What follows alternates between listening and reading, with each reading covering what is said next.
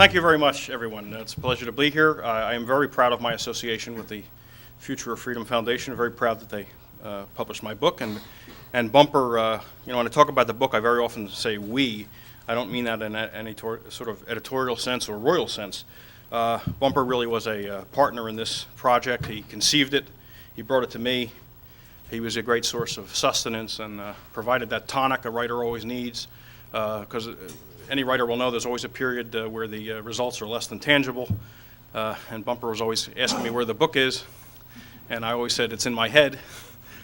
And he had a way of encouraging me to get it from my head onto paper or onto the word processor, and it wouldn't, as I say in my own acknowledgments in the beginning of the book, but for him the book would not have come into being. Now, I've been trying to think of a really succinct way of illustrating the poor quality of education in this country, and I think I've come up with a way to do it. I was thinking about this all morning.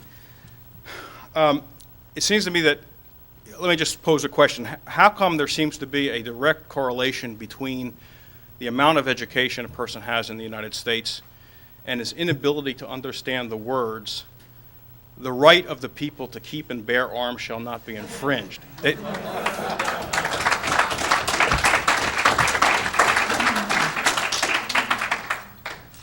I mean, in the great heartland, where there's not a lot of fancy PhDs and postdoctorals, and people understand that the right of the people means the right of the people.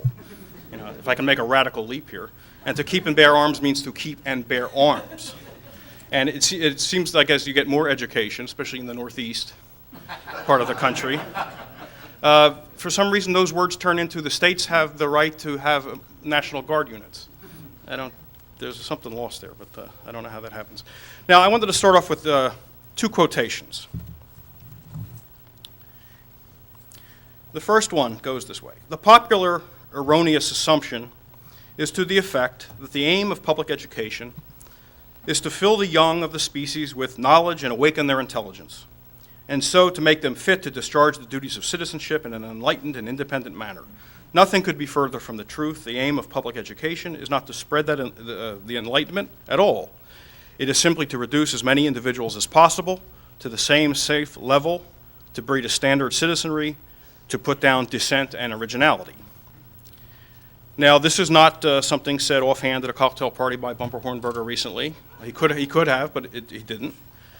This, in fact, was spoken in the 1920s, written in the 1920s by H.L. Mencken, great, I think, forefather of ours here. And I bring this quotation to your attention just to let you know that the things we complain about regarding the government schools is nothing terribly new. It's not something that began in the 60s or 70s, but something Mencken saw back in the 20s and the 30s. Now, the next quotation is another little quiz. It's who said this, and those of you who know the answer, don't shout it out and give it away to the people that maybe have not come in contact with this quotation before. I will give you a hint. Again, it's not Bumper Hornberger, although, again, he could have said this. It's time to admit that public education operates like a planned economy, a bureaucratic system in which everybody's role is spelled out in advance, and there are few incentives for innovation and productivity. It's no surprise that our school system doesn't improve. It more resembles the communist economy than our own market economy. Well, that was not spoken by anybody who has ever called himself a libertarian, or a classical liberal, or a market liberal, or even a friend of liberty. Those words were spoken by Albert Shanker, president of the American Federation of Teachers. The amazing thing is, in the next sentence, I don't know what the next sentence was exactly, but I know for one thing, he didn't advocate separation of school and state. Although you'd think, how could you possibly say anything other than that after you've said this? I mean, this is an amazing insight. He knows much more than he realizes he knows, which relates to a point I'm going to make about knowledge in a moment. Well, I think it's safe to say that dissatisfaction with the government schools, I may slip once in a while and call them public schools. Forgive me for that. As far as I know, all schools are public. I mean, they draw their students from the public, from society. It's like a restaurant is public, and somehow this word has gotten twisted over the years to mean government. So I might slip, but I mean government if I say public schools. Dissatisfaction with those schools. It's funny, they're neither public nor not schools. Orwell was right. Orwell was right. But dissatisfaction with whatever they are is at an all-time high.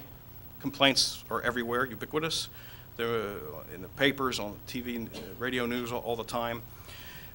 Symptoms of this are the bitter fights that are occurring in school districts all over the country, where people are irate parents don't like what children are being taught, and cultural things that are now part of the curriculum, whether it's condoms, whether it's a prayer, whatever it is.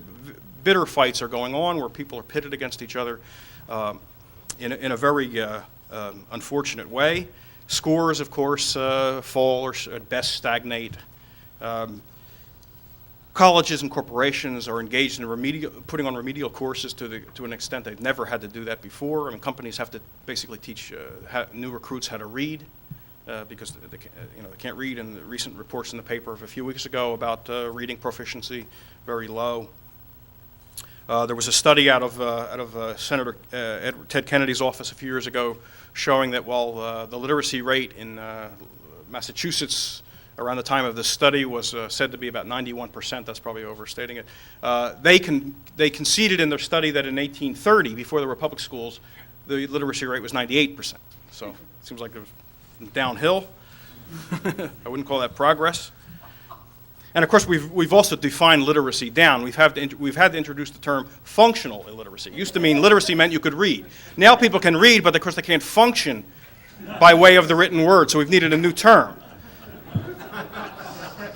Reading used to mean you also understood. Now reading means you can pronounce the words, doesn't necessarily mean you understand. So to remedy that, we've needed functional literacy. You see how we're always, there's always this back and filling. You notice what's going on? Did you read the other day? 2 weeks ago, the story in the Washington Post about a District of Columbia girl who scored 1,600, perfect score on the SATs. A week later, there's a story about how the SAT now adds 100 points to everybody's score, and you can get 4 wrong and still have a perfect score. And every year they redefine. They add points so that the average will always be 500. So now you can't tell from year to year what the heck's going on. How you compare. It can mean anything. So someone who has, a relatively low score and someone who has a perfect score could actually end up in the same quintile. It means they're all constantly covering up what's really going on. But I don't think it's working. I think people are understanding this. Well, what's the problem? The problem is government. Okay, you all knew that. You didn't need to come here to hear me say that, did you? But that is the problem, and I'll spell out a few reasons why it is the problem. And when you think about it, government school, I owe this point to Marshall Fritz, who's doing great work on the separation of school and state. Government schools were really the first welfare program in the United States. If you think about it, predates Social Security, predates sort of what we think of as welfare, but it was supposed to be a free universal service to everybody, given it to everybody. It wasn't even means tested, right? Everybody got it, and of course the outcome has been just what we would expect from a government provided service: mediocre, one size fits all, deterioration, all those things that we come to associate with government for very good reason. Look at the promises that were made when free universal education, what used to be called the common school in the 19th century, was first being talked about. It promised, first of all, a literate public, law-abiding young people, instilling a national culture, all kinds of good things. Instead, what we've gotten is, like I told you, illiteracy, a growing underclass, lawlessness among this underclass, and a continuing cultural balkanization. I mean, their whole promise was to bring a national culture. And instead, what we're getting is this fragmentation where everybody's fighting everybody else over group rights, national rights within the country. And it's done the exact opposite of what they promised. On the other hand, I'll argue a little later that, in fact, the schools, at one other level, the schools are actually working. They're actually doing what they promised, which was to aside from the underclass, which they basically have written off, the schools are fairly good at turning out fairly compliant taxpayers, quiescent taxpayers who listen to the government. Which prompted another thought, and I think my talk actually builds on Jim's in some ways, because I think what happens is, it occurred to me as he was speaking that Waco and Ruby Ridge and some of these other examples are what you get when public schooling doesn't take. Okay, you see what I mean? The children of Waco weren't going to public schools, I assume. I guess they were homeschooled at the Davidian place. And I imagine Randy Weaver's kids didn't go to public school. So if this is what happens when kids escape the public schools, or if they go and it doesn't take, we end up with a confrontation, because the point of the schools is to turn out good citizens who don't question the government. I mean, that's basically what it comes down to. Sure, they need you to be able to read, and they're not very good at that because they want to be able to staff industry and the military, the civil service, so they need people who can read. So they want some things. They want you to be able to do some arithmetic. But what they really want is a good, quiet rank and file of citizenry who will pay the proper homage to government. And the way to see this is in the way history is taught. You ever notice how in the history lessons that you learn in school, it's always private activity that's causing great damage and destruction, and government on the white stallion riding to the rescue and saving us? What, the Industrial Revolution, we needed to be saved from that by enlightened government. Okay, the robber barons at the turn of the century, monopolizing everything, ravaging the consumer, ravaging workers. The trust busters had to ride to the rescue on the white steed and save us. Capitalism gave us the Depression. Franklin Roosevelt on the white steed, or as Mencken called him, Roosevelt II, rides on the white steed, again, saves us. Time after time, the wars are interpreted that way. World War II, what was World War II? It's the last thing they have these days, the status. It's the card they have to play every time now. They saved us from Hitler. Okay, you can say what you want about government, but we saved you from Hitler. And they're going to just play this until from time immemorial. And, forever they're going to be saying this, because it's like the last thing they have now. People are seeing through so much of it. That's why the celebration over the 50th anniversary is played up so much that Clinton does an obscene thing like go to Moscow to celebrate the end of World War II. We saved Poland from Hitler so we could deliver it to Stalin. Okay, that's what we celebrated. Right. All right. Figure that one out. When you figure that one out, tell me, because I can't figure it out. What the schools have been and what they had to be from the beginning, government schools, is the laboratory for the social engineers. Okay, that's what they are. What else could they be? Look at it, and I don't even need to ascribe bad motives here, okay? That's not the point. Assume good motives. Assume they're benevolent people. They think they're actually doing good for people. That may not be true in every case, but I'm willing to accept that for the sake of argument. If you were part of the, let's call the ruling elite, okay, in any society, political society, a smaller group emerges that sees themselves as the benevolent governors.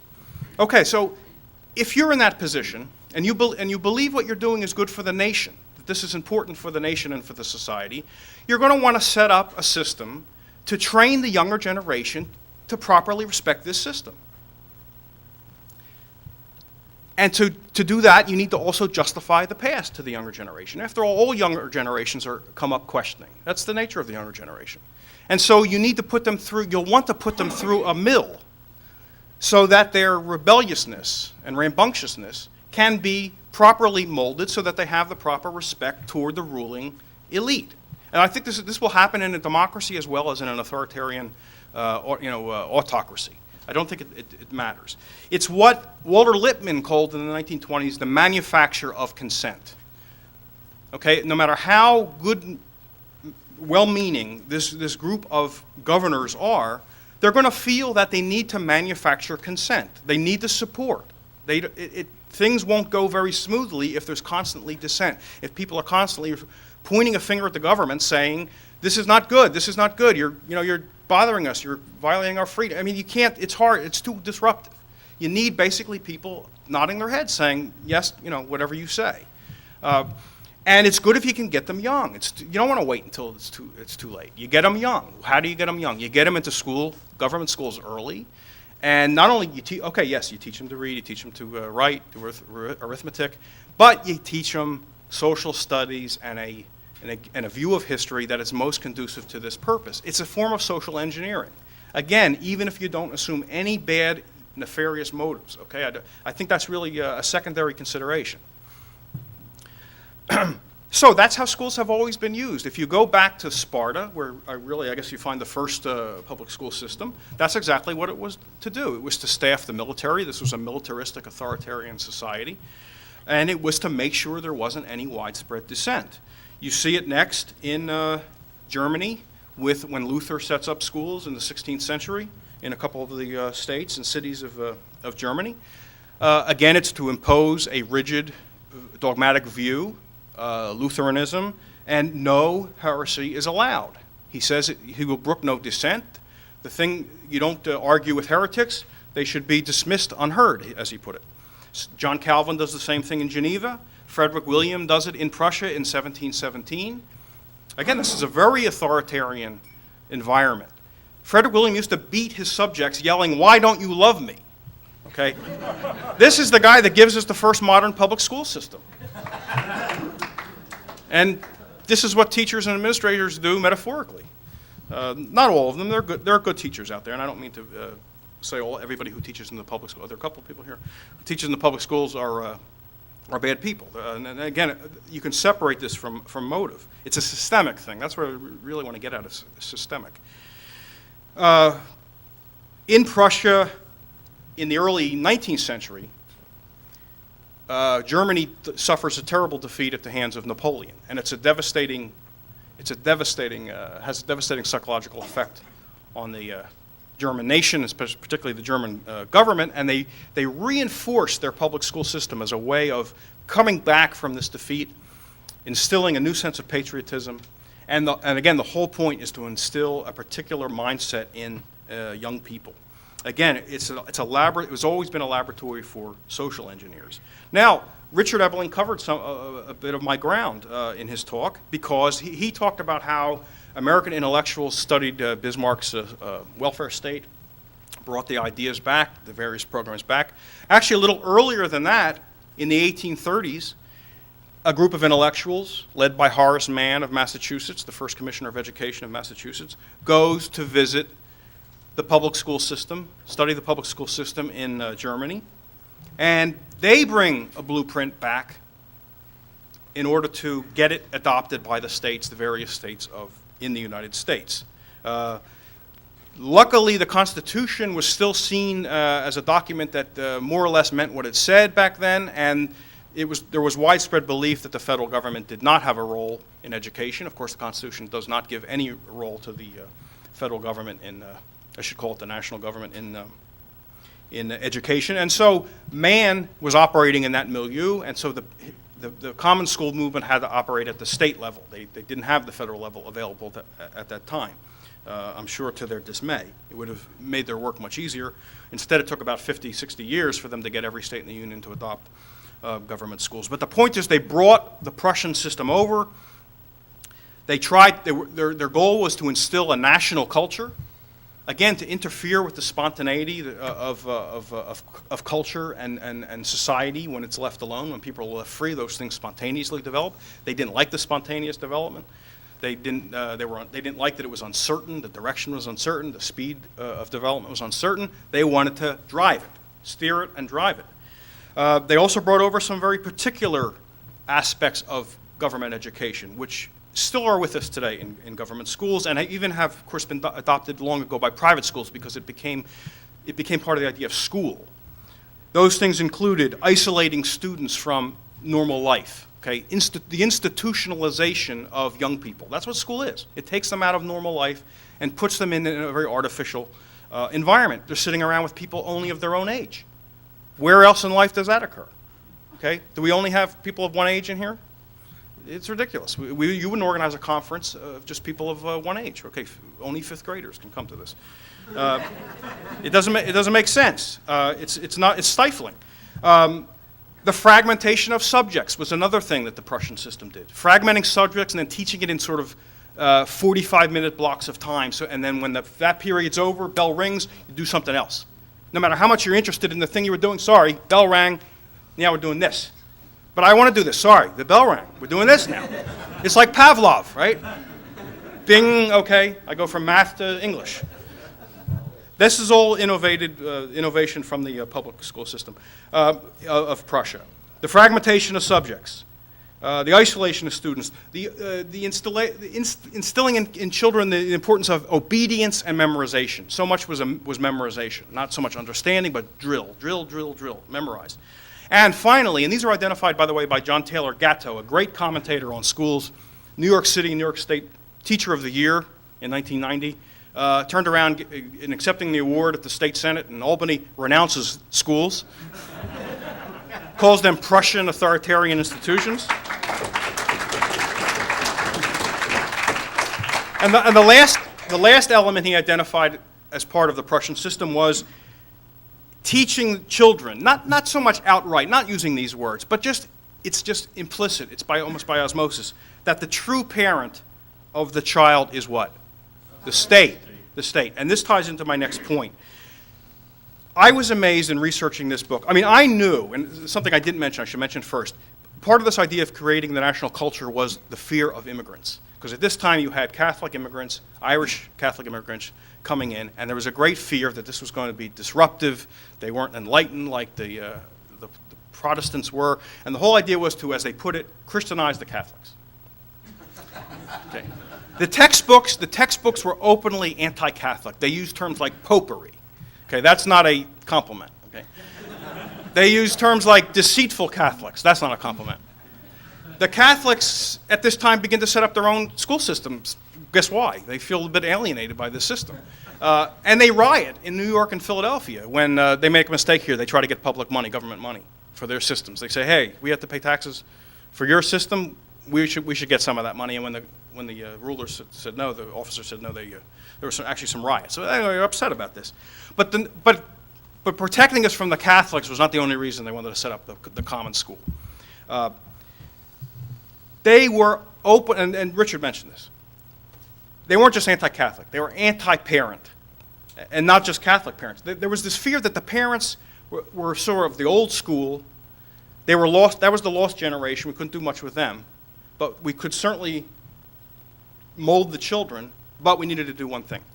We had to get the children away from the parents as much as possible. Now, maybe the tenor of American society being somewhat still quite libertarian and proudly rambunctious, and because the revolution wasn't that long before, would not have put up with boarding school for all kids. In other words, state schools that actually took the kids 24 hours a day. Okay, parents, I'm sure, would not have stood for that. So they did the next best thing. They set up school systems which were designed to get the kids away from the parents as much as possible. And let me read some quotations. I just want to document what their attitude was. And this goes back well before man. It goes back to the very early national period. There's a signer of the Declaration of Independence, Benjamin Rush, who is, in my view, one of the real bad guys in this area. He's also considered the father of American psychiatry. If you want to read his views on psychiatry, see the books of Dr. Thomas Szasz. Okay. Benjamin Rush is the one who discovered the disease that makes black people black. Okay, gives you an idea what he thought about that. But here's what he had to say about education and parents and families and all this.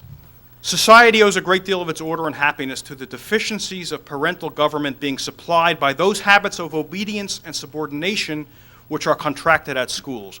He writes it in a sort of convoluted way, but his point is the parents are deficient, and it's the schools, the state schools, that save the children from that. This quote is almost chilling. Let our pupil be taught that he does not belong to himself, but that he is public property. Let him, this guy signed the Declaration of Independence. Let him be taught to love his family, but let him be taught at the same time that he must forsake and even forget them when the welfare of his country requires it. In 1816, Archibald Murphy, a founder of the North Carolina public schools. By the way, this is early experiment in public schools. The South then, I think, gets rid of them, and they don't come back again until the Progressive era. But 1816, where there's some local public schools. Archibald Murphy. In these schools, the precept of morality and religion should be inculcated, and habits of subordination and obedience be formed. Their parents know not how to instruct them. The state, in the warmth of her affection and solicitude for their welfare, must take charge of the... You're not taking this seriously. Must take charge of those children and place them in school where their minds can be enlightened and their hearts trained to virtue. Calvin Stowe, a 19th century educationist, if a regard to the public safety makes it right for a government to compel the citizens to do military duty when the country is invaded, the same reason authorizes the government to compel them to provide for the education of their children, for no foes are so much to be dreaded as ignorance and vice. If they stay with the parents, they're going to learn vice. They're going to learn to drink. They may even learn to gamble. A man has no more right to endanger the state by throwing upon it a family of ignorant and vicious children than he has to give admission to the spies of an invading army. If he is unwilling to educate his children, the state should assist him. If unwilling, it should compel him. Horace Mann, here's my favorite, Horace Mann who said, children are wax. Okay. We who are engaged in the sacred cause of education are entitled to look upon all parents as having given hostages to our cause. They're very blunt. This was in the days before public relations. Okay. Public relations is a science, quote, science or craft or art that comes in at the progressive era. They need to clean up the rhetoric. People didn't like this kind of talk. Your children are wax, and let us get it. Here's my favorite. Where is it?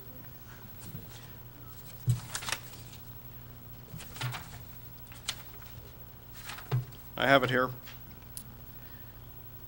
The school's task is to gather little plastic lumps of human dough from the private households and shape them on the social kneading board. You see, in the progressive era is an extremely important turning point in the country, as Richard pointed out. And one reason it is, let me put a slightly different angle on it, totally consistent with what he says, just a slightly different gloss. It was the era of deference to experts, things that people had capably handled in their private lives, teaching their children morality, teaching them to read and write, all this stuff, totally within the scope of any reasonably, intelligent person, biologically normal person, suddenly became something that you couldn't understand. You needed to have a PhD, another import from Germany. There were no PhDs before they learned about them in Germany. You needed to be an expert. You couldn't educate your kids at home anymore. Education is something it's beyond the scope of someone who doesn't have special training. And once you understand this, you can understand a lot that's happened in education since then. The whole education industry, education bureaucracy, is an attempt to mystify this. Mystify something that was within people's grasp, for centuries. But all of a sudden now, it's too complicated for you. So who makes all the big decisions about your child's education these days? The government does. They tell you what school the kid goes to. Okay, you could buy a house in a particular area saying, I kind of like that school, and the day after that they could change the lines, right? Districts can redraw the lines, and you're out of luck. Who decides what the curriculum is? You don't. Oh, sure, you can go to a meeting and shout at a board meeting, or you could say, I'm going to try to get you guys voted out of office. Oh, great, there's a lot of accountability, a lot of power to the individual. Go out and vote out a school board. If you don't like the shoes, the shoe store sold you down the street, and even if you want, let's say he won't give you your money back, you don't have to go get 51% of the community to vote the guy out of his store, do you? You just say, I'm not coming here anymore. That's it. That's the last penny you get from me. Not with schools. With schools, you got to go out and you got to raise money and you got to have a campaign to try to vote out, John Doe. Well, not John Doe. He's on the lam somewhere. But see, So right, you can go in, you can shout, you can complain, but who gets to make the decision? The government people do, even if they're elected. See, it doesn't matter that they're elected. It doesn't even matter what their intentions are. Again, they may be well-intentioned people. It's systemic. Besides, those boards are the captive of the professional educrats anyway. The superintendent, who's from out of this industry, the teachers' union, and all of that. Even the PTA is basically a captive of the teachers' union. So, even if the schools did not have this bad genesis, having its beginning in authoritarian Prussia, and Sparta, there are serious problems with the idea anyway. Let's say they were homegrown. Let's say it was a 100% American-made idea. Okay, nobody studied any other country.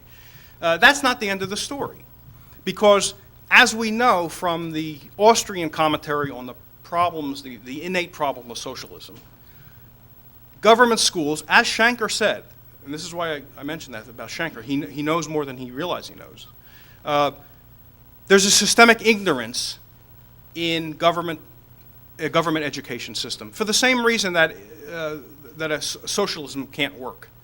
The same kind of denial of knowledge that occurs in socialism occurs on a smaller scale in a government school system, because the point is, as Richard pointed out, the market, the discovery process, teaches us things that we wouldn't learn otherwise. The free functioning of the price system, through the rivalry, we learn things we can't know otherwise.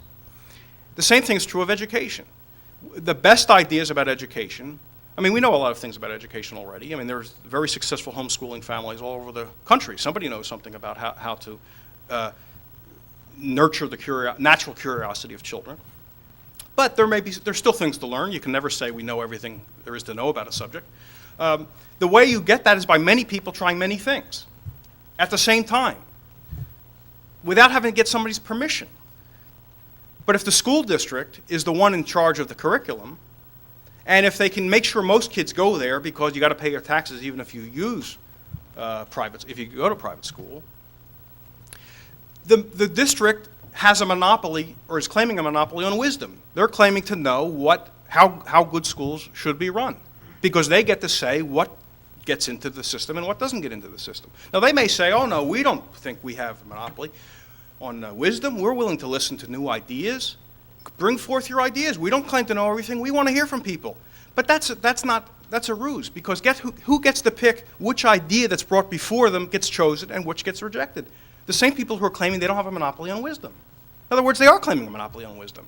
They're claiming they know what a good idea is when they see it, and so they should be the ones to say which gets tried and which doesn't get tried, instead of just letting people going out and trying them and seeing how other potential clients, parents, children respond, whether they want to accept them, whether they want to give them a try, and of course, in a market, the moment they decide they don't like the idea, they take their business somewhere else.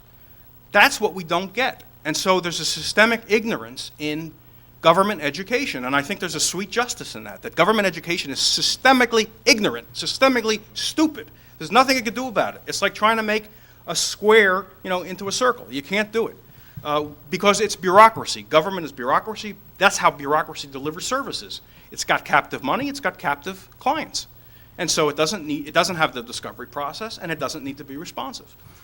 What we need is entrepreneurship. That's the discovery procedure. Kirzner draws a distinction between what he calls the open-ended universe and the closed-ended universe. The closed-ended universe or world describes really how the government schools operate. The decision makers really know everything there is to know. Now it's just a matter of calculating what's the best alternative to choose. But they see all the alternatives in front of them. They just now need to do some calculations on the machine, and then they choose the right one. But that's not the way the world works, because the world is open-ended. We don't see all the alternatives immediately. There's what Kirzner calls the possibility of utter surprise. Okay, it's not just that you don't know things and you know what you're ignorant of. Let me give you an example. I mean, I'm ignorant of the population of Tanzania, but I know I'm ignorant of it, and I know where to find it. The day it's worth the cost to me to find that information, if I need to know for some reason, I know I'll do it, and I know how to find it out. I'll go to the library or something. I'll call the embassy of Tanzania. Okay, but there's some things, not only am I ignorant of, I'm ignorant of the fact that I'm ignorant of it. Okay, for instance, if I can give you an example. Now, I can give you a hypothetical example. If I never heard of Tanzania, I wouldn't know I was ignorant of the population of Tanzania. Okay, there's a hypothetical example. Okay, it's the utter ignorance which makes possible utter surprise and discovery. And that's why we need entrepreneurship. If the only ignorance was so-called rational ignorance, in other words, you know what you don't know and could find it out the day it's worthwhile to you, then the world would be very different. But in a world of utter ignorance and the possibility of surprise and discovery, you need, if we were to do well for ourselves, if we were to prosper, we need entrepreneurship. That's what entrepreneurship does. It's people out there looking for this utter surprise and discovery. And what motivates them, of course, is the prospect of profit. And we need that in education. We don't have that in education because the government dominates it so much. I want to leave time for comments and questions, so I'm going to conclude, first of all, on one note. For years and years and years, centuries, Europe was torn by religious warfare, vicious wars. Not always open warfare, but then persecution and all kinds of things. Then someone got a bright idea. I think it first maybe germinates in Holland. Let's take religion out of politics, out of the political sphere. Let's stop fighting. Think of how rich we could be if we just stopped fighting about this. You go to your church or synagogue or mosque or whatever it is, and I'll go to mine, and it's like live and let live, and I don't care and you don't care. But meanwhile, let's produce and make money. Let's separate church and state. And, they tried that. And Holland started to get rich. And England saw that, and they even though they maintained the state church, they pretty much took it out of the public realm. I mean, they didn't jam, as the Industrial Revolution comes along, they don't jam religion down people's throats. And they start to get rich. And then the U.S. formalizes it in the First Amendment. And of course, we see then the greatest production of wealth ever. The reason we called the book Separating School and State is because we wanted to draw the parallel between education and religion. They're very closely related. Education deals with people's deepest views of the world and their values. So does religion. There's a great overlap there.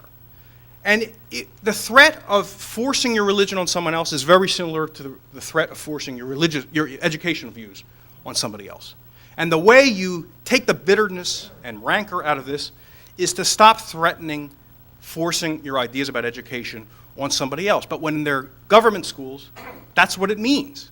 If you go and fight at a school district meeting, everybody knows that if my side loses, their side's going to force something on my kids. And so it's very, very bitter and disruptive and divisive. We need to take that out of the public realm, the government realm, for the same reason we took religion out of the government realm, and let there be social peace over this. I want to close with a quotation from a great man who I urge you to read, Richard Mitchell, otherwise known as the underground grammarian. It is only from a special point of view that education is a failure. As to its own purposes, it is an unqualified success. One of its purposes is to serve as a massive tax-supported job program for legions of not especially able or talented people. As social programs go, it's a good one.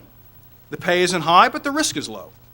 The standards are lenient, entry is easy, and job security is still pretty good.